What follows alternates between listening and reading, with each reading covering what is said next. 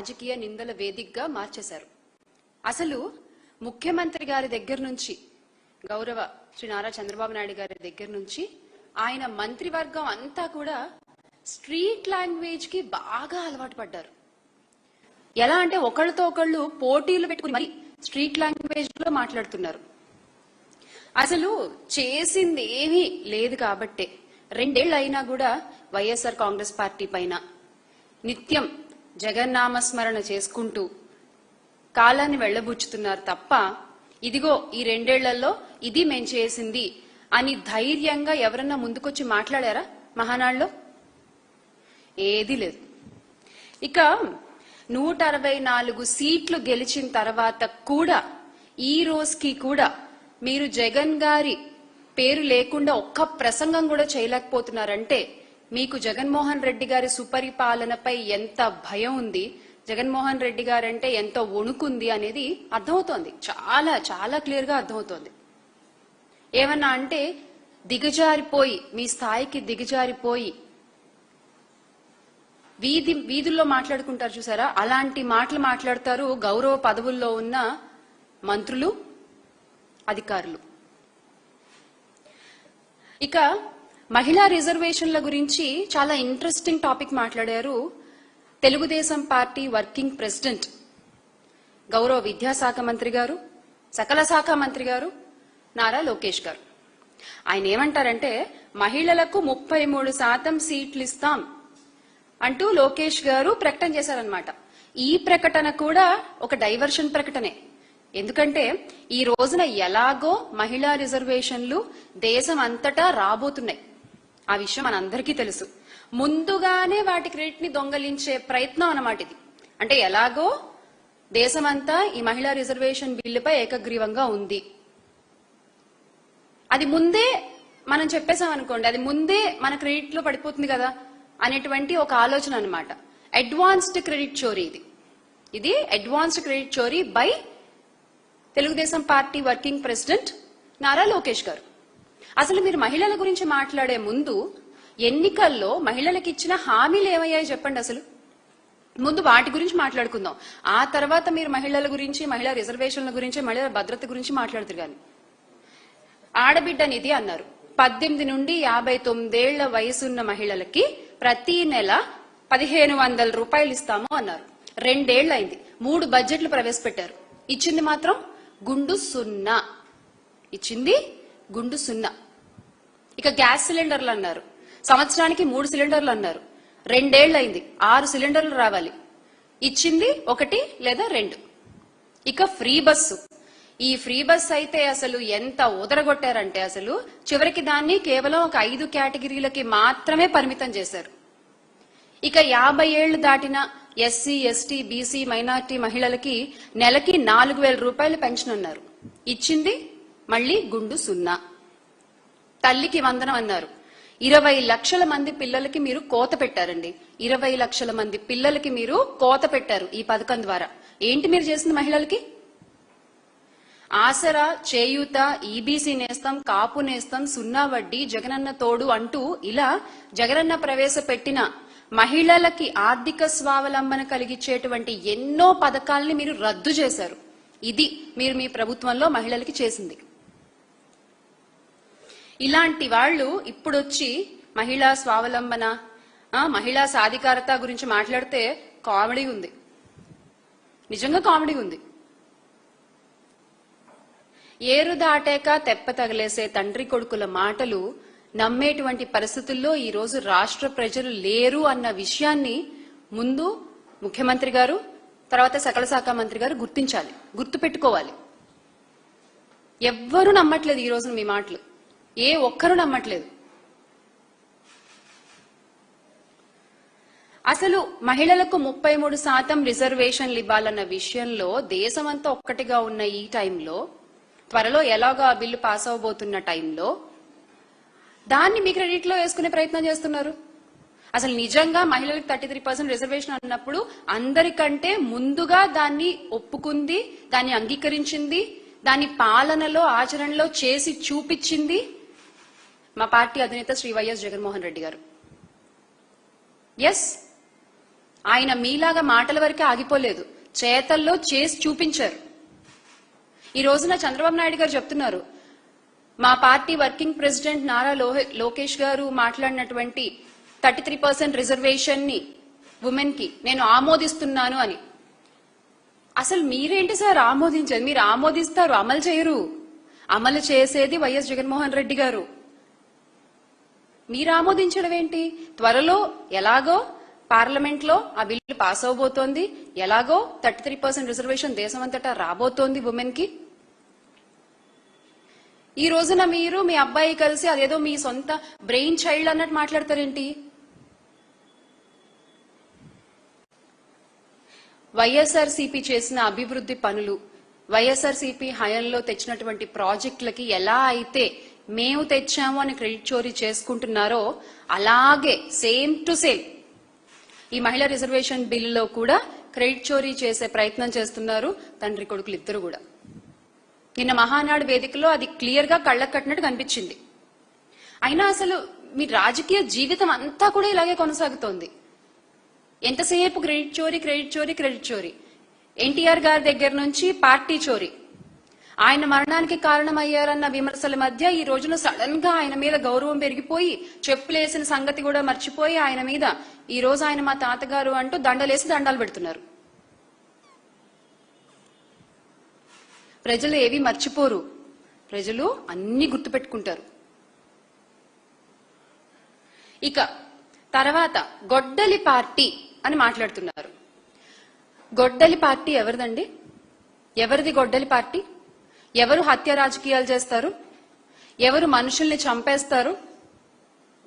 మొన్న జగన్మోహన్ రెడ్డి గారు కూలంకుషంగా చాలా నిశితంగా వివరంగా ప్రతి ఒక్కటి వివరించిన తర్వాత మీరు ఇన్నాళ్లు చేసినవన్నీ అబద్ధపు విమర్శలు అన్న విషయం ఈ రోజున కొత్తగా ఓటు హక్కు రాబోయే న్యూ ఓటర్ కి కూడా క్లియర్ గా అర్థమైంది, క్లియర్ గా తెలుసుకున్నారు ఈ రోజున యూత్ అంతా కూడా. నిజంగా జరిగింది ఇది అన్న విషయం మన జగన్మోహన్ రెడ్డి గారు క్లియర్ గా వివరించిన తర్వాత ప్రతి ఒక్కళ్ళకి అర్థమైంది. నిజంగా మీ మనస్సాక్షికి అట్లీస్ట్ నిజాయితీగా ఉండి నిజం చెప్పండి, ఎవరివండి హత్య రాజకీయాలు? ఎన్టీఆర్ గారి మరణానికి కారకులు ఎవరు? ఎన్టీఆర్ గారి మరణానికి వంగవీటి రంగా గారు ఎలా చనిపోయారు? మల్లెల బాబ్జీ గారు ఎలా చనిపోయారు? పింగళి దశరథరామ్ గారు ఎలా చనిపోయారు? రాజారెడ్డి గారు ఎలా చనిపోయారు? చివరికి వివేకానంద రెడ్డి గారిని హత్య చేసిన హంతకులు కూడా ఈ రోజున ధైర్యంగా రోడ్డు మీద ఎలా తిరగలుగుతున్నారు? మీ అండదండ వల్ల కాదా? అంతెందుకు సచివాలయ ఉద్యోగులు, మీరు అధికారంలోకి వచ్చిన తర్వాత సచివాలయ ఉద్యోగులు 100 మంది ఆత్మహత్య చేసుకుని చనిపోయారు. ఆ ఆత్మహత్యల కారకులు ఎవరు? మీరు కాదా? జగన్మోహన్ రెడ్డి గారు ఆయన నాయకత్వంలో అక్టోబర్ 2, 2019 దేశంలోనే for the first time after independence ఒకటే రోజున 1,20,000కి పైగా సచివాలయ ఉద్యోగాలు రిక్రూట్ చేశారు. This is the all time record. Independence తర్వాత మన దేశంలో ఎప్పుడు ఇలా జరగలేదు. This is the first time. Jaganmohan Reddy గారి నాయకత్వంలో సచివాలయ ఉద్యోగుల్ని అక్టోబర్ 2, నేను డేట్ కూడా చెప్తున్నాను, అక్టోబర్ 2, 2019 1,20,000 ఉద్యోగాలు రిక్రూట్ చేసిన ఘనత జగన్మోహన్ రెడ్డి గారిదైతే, మీరు ప్రభుత్వంలోకి వచ్చిన తర్వాత, మీరు అధికారంలోకి వచ్చిన తర్వాత ఈ 2 ఏళ్లలో 100 మంది సచివాలయ ఉద్యోగులు ఆత్మహత్యలు చేసుకున్నారు. యువకులు వాళ్ళందరూ కూడా, ది యంగ్ జనరేషన్. దానికి కారకులు ఎవరు? మీరు కాదా? దీన్ని బట్టి అర్థం కావట్లేదా ఎవరివి హత్య రాజకీయాలు, ఎవరిది గొడ్డలి పార్టీ అని?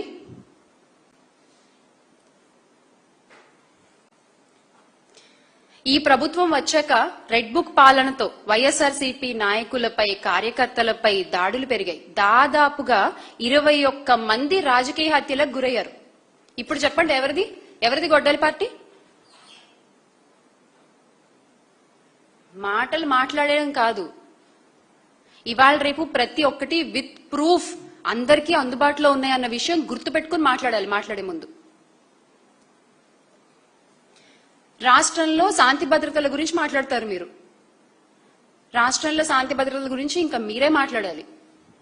ఈ రోజున ఏ ఒక్క మహిళ అయినా ధైర్యంగా రోడ్డు మీదకి వెళ్లే పరిస్థితి ఉందా రాష్ట్రంలో? ధైర్యంగా పోలీస్ స్టేషన్కి వెళ్లి కంప్లైంట్ ఇవ్వగలరా? ఇచ్చినా కంప్లైంట్ తీసుకుంటారన్న నమ్మకం లేదు, తీసుకున్నా ఆమెకు న్యాయం జరుగుతుందన్న నమ్మకం లేదు. శాంతి భద్రతల గురించి మీరు మాట్లాడతారు. ఎవరు కర్రలతో ఇళ్ల మీదకి దాడులు చేస్తారో తెలీదు, ఎవరి ఇళ్లలోకి వచ్చి కార్లు బద్దలు కొడతారో తెలీదు, ఎవరి ఇంటి మీద పెట్రోల్ బాంబులు వేస్తారో తెలీదు, ఎవరు కండువాలు కప్పుకుని వచ్చేసి కత్తులు పెట్టి పొడి చేస్తారో తెలీదు. మీరు మాట్లాడతారు శాంతి భద్రతల గురించి. ఎక్కడ చూసినా ఈ రోజున రాష్ట్రంలో ఉన్నవి అక్రమ కేసులు, అక్రమ అరెస్టులు, అమాయకులను జైళ్లకు పంపించడం, సోషల్ మీడియా వేధింపులు, రాజకీయ కక్ష సాధింపులు. ఇవే ఉన్నాయి రాష్ట్రంలో. ఒక ప్రభుత్వ ఉద్యోగినికి కూడా ఈ రోజున ఈ ప్రభుత్వంలో న్యాయం జరగట్లేదు. ఒక ప్రభుత్వ ఉద్యోగిని రైల్వే కోడూరు ఎమ్మెల్యేపై అత్యాచారం, మోసం ఆరోపణలతో డైరెక్ట్ గా కింద వాళ్ళు ఎవరికి కూడా చెప్పలేదు, డైరెక్ట్ గా సీఎంకే మొరపెట్టుకుంటే, సీఎంకే కంప్లైంట్ చేస్తే ఈ రోజు వరకు కూడా అతనిపై ఎలాంటి చర్య తీసుకోలేదు. మీరు మాట్లాడతారు శాంతి భద్రతల గురించి. ఒక స్కూల్ ప్రిన్సిపల్ టీడీపీ ఎమ్మెల్యే ఆమెని వేరిస్తే, స్కూల్ ప్రిన్సిపల్ ని, ఆ ఎమ్మెల్యే మీద ఎలాంటి చర్య లేదు. మీరు మాట్లాడతారు శాంతి భద్రతల గురించి. ఇక మంత్రి సంధ్యారాణి గారి పిఏ లైంగిక వేధింపులు, ఆయనపై ఆరోపణలు వస్తే దాని మీద కూడా ఇప్పటి వరకు ఎలాంటి చర్య లేదు. మీరు శాంతి భద్రతల గురించి మాట్లాడతారు. గుంటూరు ఈస్ట్ ఎమ్మెల్యే మహిళలతో అసభ్య వీడియో కాల్స్ మాట్లాడినా ఎలాంటి చర్యలు ఉండవు. జూనియర్ ఎన్టీఆర్ గారి తల్లిని అవమానించిన అనంతపురం ఎమ్మెల్యే గారిపై ఎలాంటి చర్యలు ఉండవు. మరి మహిళల గౌరవం గురించి మాట్లాడే అర్హత మీకెక్కడిది అని అడుగుతున్నాం మేము. మీకెక్కడిది అర్హత? స్త్రీ శక్తి అంటే సభలో చప్పట్లు కొట్టడం కాదు, కాదండి స్త్రీ శక్తి అంటే. నిజమైన స్త్రీ శక్తి ఎలా ఉంటుందో గత ప్రభుత్వంలో జగన్మోహన్ రెడ్డి గారు చేసి చూపించారు. మీలాగా మాటలు చెప్పి ఆగిపోలేదు. ప్రతి ఇంట్లో ఒక నమ్మకాన్ని కలిగించారు ఆయన. అది నిజమైన స్త్రీ శక్తి అంటే. మహిళల గౌరవం పోస్టర్లలో కాదు, పాలనలో చూపించాలి అని ప్రూవ్ చేశారు వైఎస్ జగన్మోహన్ రెడ్డి గారు.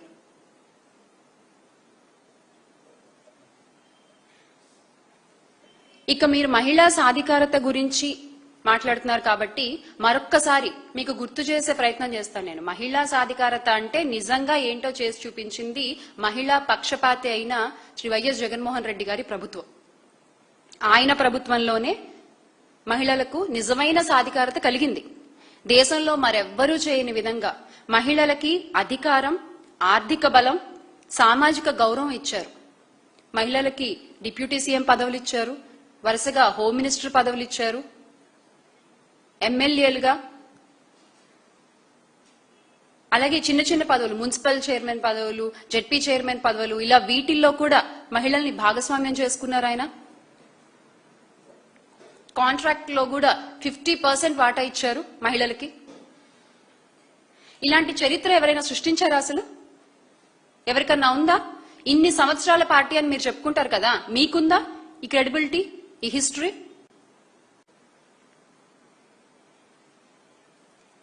ఆసరా, చేయూత, కాపు నేస్తం, ఈబీసీ నేస్తం, సున్నా వడ్డీ, జగనన్న తోడు వంటి పథకాలు మహిళల్లో నిజంగా గత ప్రభుత్వంలో స్వయం శక్తిని పెంచాయి. అంతేకాకుండా ITC, Procter and Gamble, Reliance వంటి అంతర్జాతీయ నెట్వర్క్లతో మహిళా సంఘాలను అనుసంధానం చేసిన ఘనత కూడా శ్రీ వైఎస్ జగన్మోహన్ రెడ్డి గారిదే. ఇప్పుడు చంద్రబాబు గారు వచ్చాక ఇవన్నీ నాశనం చేశారు. పబ్లిసిటీ తప్ప ప్రజలకి నిజంగా కలిగిన ప్రయోజనం అంటూ ఏదీ లేదు. 2 ఏళ్ల పాలన నిజంగా మాట్లాడుకుందాం. మీరు ప్రజలకు చేసిందేంటి? 2 ఏళ్ల తర్వాత కూడా చంద్రబాబు నాయుడు గారు, లోకేష్ గారు చేస్తోంది ఏంటయ్యా అంటే నిత్యం జగన్మోహన్ రెడ్డి గారిపై నిందలేయడం, వైఎస్ఆర్ కాంగ్రెస్ పార్టీ నాయకులపై కేసులు పెట్టడము, సోషల్ మీడియా వాళ్ళని అరెస్టులు చేయించడము. ఇది మీరు చేస్తుంది. ఎన్నికల ముందు ఒక మాట, అధికారంలోకి వచ్చాక ఒక మాట. ఈ రోజున చెప్తున్నాము, నిజంగా రాష్ట్రంలో మీరు యు లాస్ట్ యువర్ క్రెడిబిలిటీ. అది ఇంకా మళ్ళీ ఎప్పటికీ తిరిగి రాదు. ఆ విషయం మీరు గుర్తుపెట్టుకోవాలి. ప్రతి ఒక్కళ్ళకి ఈ రోజున అర్థమైపోయింది what is Chandrababu Naidu, what is Nara Lokesh అని. మహానాడులో మీ మాటలు మాత్రం చాలా పెద్ద పెద్దగా ఉన్నాయండి, చాలా పెద్ద పెద్దగా ఉన్నాయి. కానీ ప్రజలకు జరిగే మేలు మాత్రం శూన్యం. మీరు పబ్లిసిటీలో కింగులు, ఒక మాటలో చెప్పాలంటే మీరు పబ్లిసిటీలో కింగులు ఒప్పుకుంటున్నాం, కానీ పరిపాలనలో మాత్రం పిల్లులు. పరిపాలనలో మాత్రం మీరు పిల్లులు. ఇక హామీల విషయంలో గుంట నక్కల్లా వ్యవహరిస్తున్నారు. హామీల విషయంలో మీరు గుంట నక్కల్లా వ్యవహరిస్తున్నారు. జగనన్న ప్రభుత్వ కాలంలో గ్రామ సచివాలయ వ్యవస్థ, వాలంటీర్ వ్యవస్థ, నాడు నేడు, ఫ్యామిలీ డాక్టర్, రైతు భరోసా, అమ్మ ఒడి, ఆసరా, చేయూత, ఇలా ప్రతి పథకం, పూర్తి ఫీ రియంబర్స్మెంట్, వసతి దీవెన, ఆరోగ్యశ్రీ విస్తరణ, అందరికీ ఇళ్లు, ఇలా ప్రజల జీవితాల్లో మార్పు తీసుకొచ్చే కార్యక్రమాలు ఎన్నో వచ్చాయి. కానీ ఈ రోజున మీ పాలనలో ఏమొచ్చాయంటే తిట్లు, శాపనార్థాలు, ప్రతీకార రాజకీయాలు.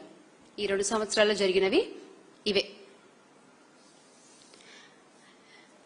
ఇక్కడ ఇంకో విషయం కూడా చెప్పాలనుకుంటున్నాము. నిన్న మామ, మరదలు, తమ్ముడు పార్టీ మహానాడు పేరిట నిజంగా మీరు చేసిన మహానాటకం మాత్రం అద్భుతం అండి. ఆ మహానాటకం మాత్రం అద్భుతం అంతే. ఎందుకంటున్నాం అంటే మామగారైన ఎన్టీఆర్ ని వెన్నుపోటు పొడిచారు, మరదలు గారి బలవన్ మరణానికి మీరు కారకులయ్యారు, తమ్ముడు గారినేమో గొలుసులేసి కట్టేశారు. నిజమే కదా ఇవన్నీ. అందుకే ఆ పార్టీ మామ, మరదలు, తమ్ముడు పార్టీ అని పిలవక తప్పట్లేదు.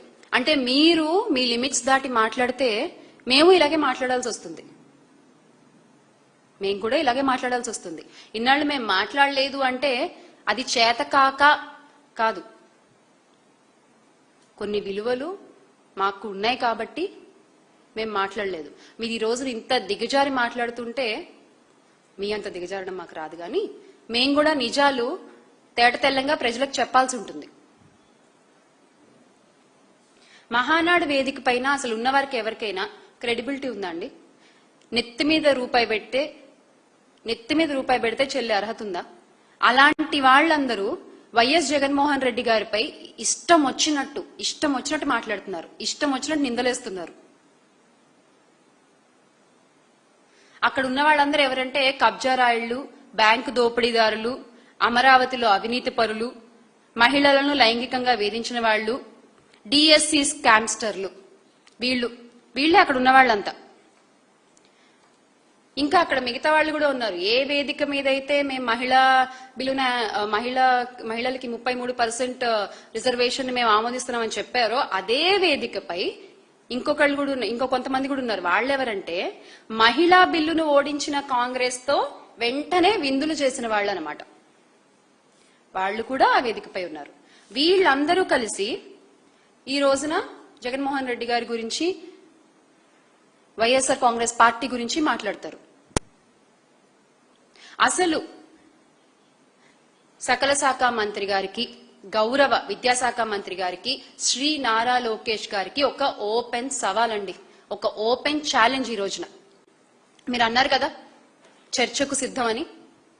ఎస్, మీరు ఏ టీవీ ఛానల్కి రమ్మంటే ఆ టీవీ ఛానల్కి వస్తాము. మీరు ఫస్ట్ టైం ఎమ్మెల్యే కాబట్టి మా పార్టీ నుంచి కూడా ఒక ఎమ్మెల్యే గారు వస్తారు. ఒక ఎమ్మెల్యే గారు ఆ చర్చలో మీతో పాటు పాల్గొంటారు. Yes, we are ready. Open challenge. మీరు చెప్పండి ఏ ఛానల్. బట్ అంతకంటే ముందు మీ శాఖలో పెండింగ్ లో ఉన్న పూర్తి ఫీ రియంబర్స్మెంట్, వసతి దీవెన బకాయిలు దాదాపుగా 10,000 కోట్లు ఎప్పుడు మీరు ఇస్తారో చెప్పండి. ఎప్పుడు మీరు ఇవ్వగలరో చెప్పండి. అలాగే డిఎస్సి అక్రమాలపై ఎందుకు మాట్లాడకుండా పారిపోతున్నారో చెప్పండి.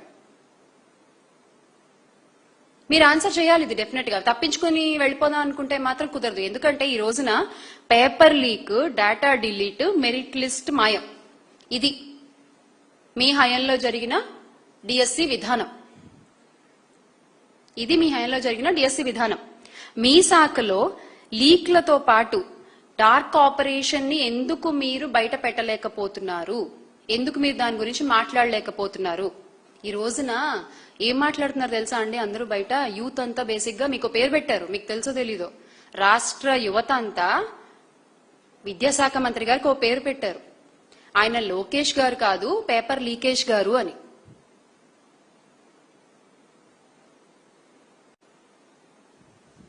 మీ హయాంలో ఎన్నిసార్లు పేపర్ లీక్లు అయ్యాయండి?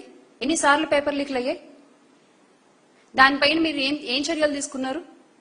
అడిగితేనేమో మాట్లాడరు, మాట్లాడే వాళ్లపై ఏమో కేసులు పెడతారు. మీరు పరీక్షలు నిర్వహించే దాంట్లో డొల్లతనం పెట్టుకుని అడిగిన వాళ్లపై కేసులు పెడతామంటే ఎలా? ఎలా సార్ పేపర్ లీకేష్ గారు?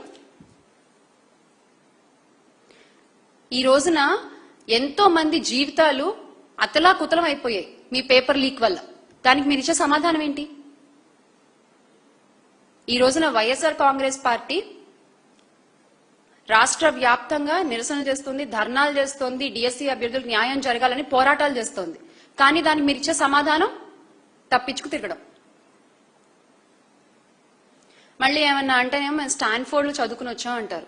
నిజంగా ఈ రోజున మీరు ప్రవర్తించే తీరు, మీరు మాట్లాడేటువంటి భాష, ఆ స్ట్రీట్ లాంగ్వేజ్, మీరు పరిపాలన చేసే విధానం, ఇవన్నీ చూసి స్టాన్ఫోర్డ్ వాళ్ళు కూడా సిగ్గుపడేటువంటి పరిస్థితి ఉంది. గొప్ప చదువులు చదువుకుంటే మాటల్లో సంస్కారం ఉండాలి, చేతలు 10 మందికి ఉపయోగపడేలా ఉండాలి. ఆ రెండూ మీలో లేవు. ఒక పారిశ్రామికవేత్త నుంచి లాబింగ్ ఫీజుల రూపంలో వసూలు చేసి ఆ డబ్బులతో ఫీజులు కట్టారన్నది మీరు వాస్తవమా కాదా చెప్పండి సార్? వాస్తవమా కాదా? ఒక పారిశ్రామికవేత్త నుంచి లాబింగ్ చేసి ఆ డబ్బులు మీరు ఫీజుల రూపంలో కట్టారు అన్నది వాస్తవమా కాదా?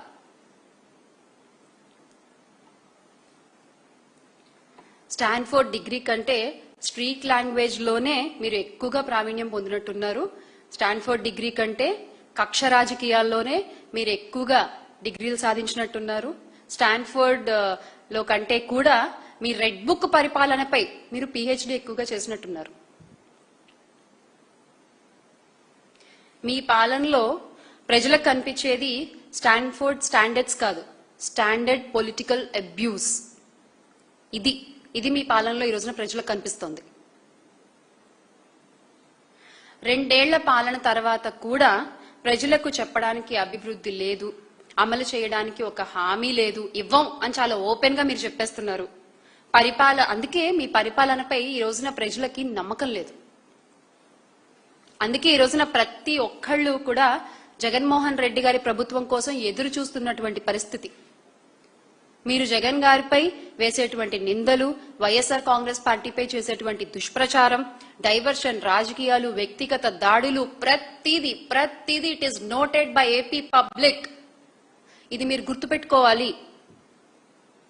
గౌరవ ముఖ్యమంత్రి గారు నారా చంద్రబాబు నాయుడు గారు, సకల శాఖ మంత్రి గారు శ్రీ నారా లోకేష్ గారు, హోమ్ మినిస్టర్ గారు శ్రీమతి అనితా మంగళపూడి గారు, మీరు ఇవన్నీ కూడా గుర్తుపెట్టుకోవాలి. It is noted, it is recorded. ఖచ్చితంగా దీనికి ఆన్సర్ మీకు 2029లో దొరుకుతుంది.